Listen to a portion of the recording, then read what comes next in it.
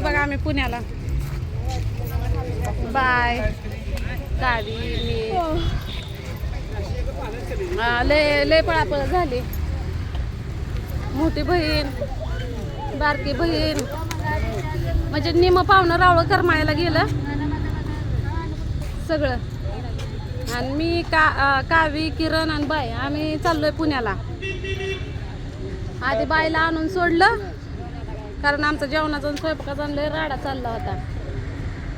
म्हणलं गाडी गावती का नाही. मग भाऊजीनं काय केलं, अगोदर बायला किरणला कावीला आणून सोडलं. मग माग ना मला कावीला म्हणते सन्याला आम्हाला आणून सोडलं. तर सन्या मोठ्या नंदाकडेच म्हणते मोठ्या बहिणीकडे गेले. तर हा का रेल्वे पण आले. त्या बायला म्हणलं गर्दी असली ना तर अजिबात बसायचं नाही, दुसऱ्या गाडीनं जाऊ म्हणलं. गर्दी नसली ना तर बसायचं म्हणलं. बाय म्हणली ही गाडी लवकर 6 वाजता जाते म्हणजे पुण्यात. मग आपल्या घरी जायला 8-8:30 वाजता त्या. आणि म्या म्हणलं डेमू, तर डेमूला म्हणलं 9-10 वाजता त्या. 10 वाजून जाते त्या. लोकल भेटत नाही. मग म्हणलं झालं ह्याच्या जर जागा असली तर ह्यात बसून, ह्या जागा नाही भेटली तर म्हणलं डेमूनं जाऊ बाबा. जसं असेल तसं काय असला काचच्या तर डब्यात बसलं तर हाकळूनच काढतात बाहेर. आपला अवतार साहित्य असला तर काय करावं, आपण गरीब माणसं आहे हे का नाही, समजून घ्यायचं असतं.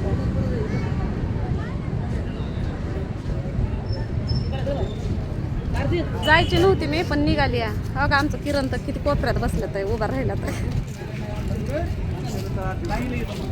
नाही म्हणलं पण गर्दी झाली का आहे का जागा नाही. जागा मी म्हणते की अवघा कारण ह्याच्यातनं बाहेर निघलं ती माणसं मध्ये सुद्धा बसून देत नाही ती माणसं. मरणाची गर्दी कवा बी जाग मरणाची गर्दी. मग लोकांच्या पायापाशी बसलं तर बसून देत नाही. आणि ज्या अगोदर बसलेले आहेत का नाही एवढं टना उड्या मारतंय, शायनिंग मारतंय.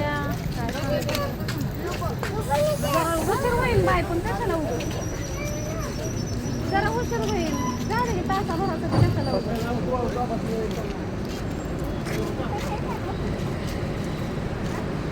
ह्याच्यात बसून नाही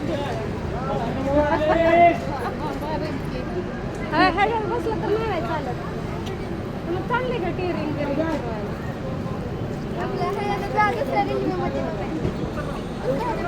हा का गर्दी चढून बी देत नाही उतरून बी देत नाही.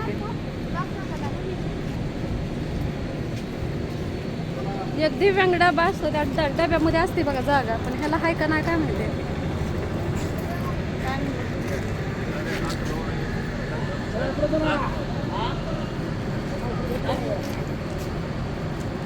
काय झालं रे भैया, हे डॅमू नाही हा ह्याच्या महाग आहे डॅमू. गर्दी आहे नको चढू. इथं अशी लटकून बसलं तर कसं जायचं. ह्यांच्या गोण्या आणि पिशव्या आतमध्ये बसत पुढं रिकामा डबा आहे तर नीटच गर्दी. मोरा तरी पुढं रिकामा डबा आहे.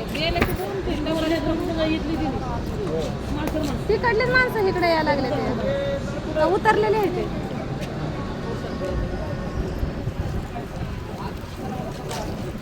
किती वेळ थांबते हो गाडी.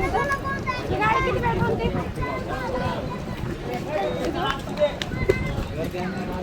रेल्वेतला मालक ड्रायव्हरला सांगायला लागला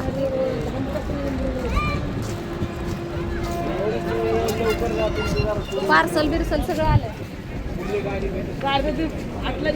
तिथले माणसं चढले म्हणून सांगितलं आणि चला म्हणले हरणाऱ्या. मग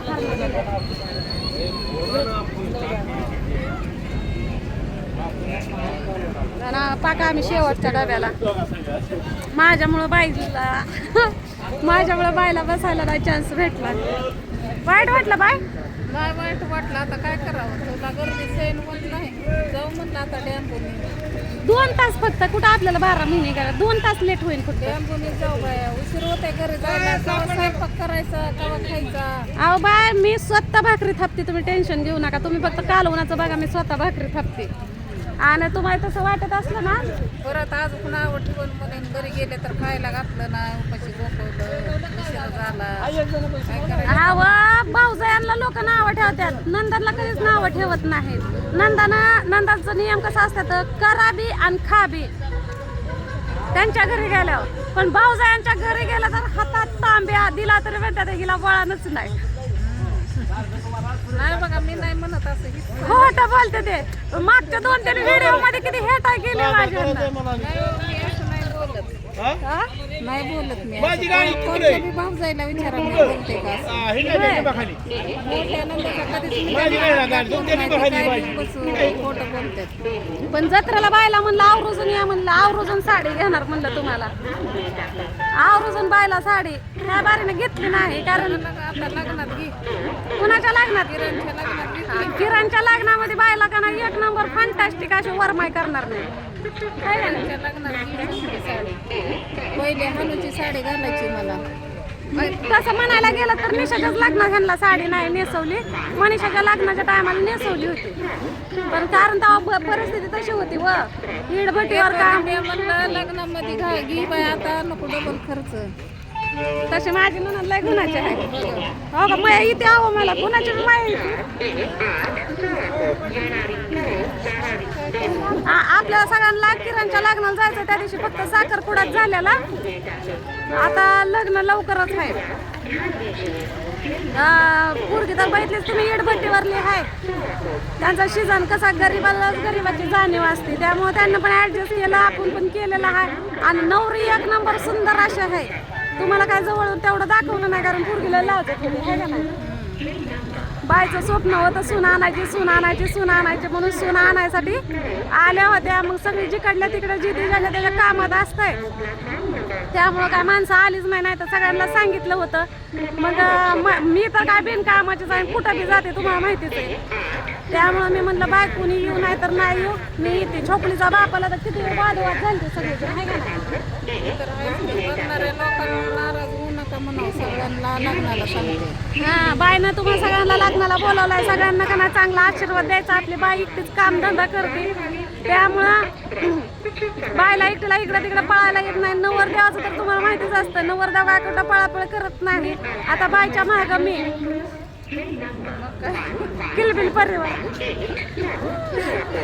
लुडबुड करायला मंडपातून इकडून तिकडून ती नवरी पण तयार करणार आहे बघा लग्न. हा, नवरीला आई नाही, त्याच्यामुळं का नाही नवरीची आई मीच बनणार आहे, मीच नवरीचं सगळं करणार आहे. मी नवरीचं वरड आहे, मी नवरदेवाच्या आईचं वरड नाही, नवरदेवाकडलं वरड नाही. नवरीला आई नाही, काय नाही, बिचारी गरीब आहे, म्हणून मी तिच्याकडून गरीबाला सगळ्यांना सपोर्ट करावा लागतो, काय का नाही. आणि खरंच ज्याला गरज आहे ना तसल्यांनाच मदत करावी. उगा वर्ण काय म्हणतात ती गरीबाचा आणायचा ना आतमध्ये, काय म्हणतात ती, जाऊ दे आता मला नाही येत बोलायला. भेटू पुढल्या व्हिडिओमध्ये पुण्यातच डायरेक्ट.